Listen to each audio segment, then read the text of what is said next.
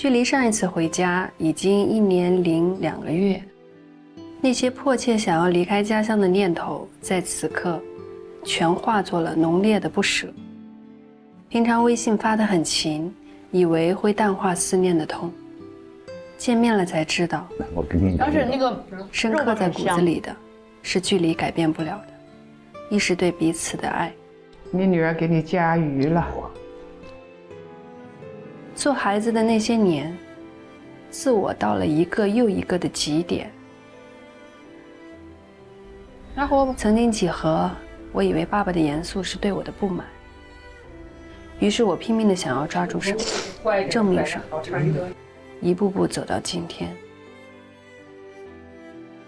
以前脾气很怪，又很坏，常爱黏着妈妈，但是又忍不住跟您着急发火，不懂也不愿意体谅。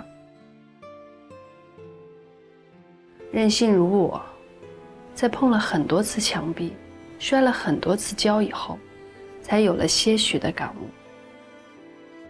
不养儿，不知父母恩。我渴望得到的宠溺，原来一直都在。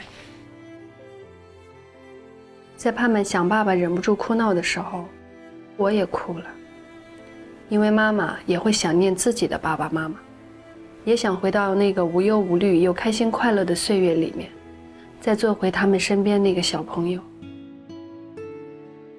爸爸妈妈是我的好榜样，言传和身教这些年我都在默默感受。做孩子真好，做你们的孩子好上加好。说爱你们还是肉麻，永远都在心里面。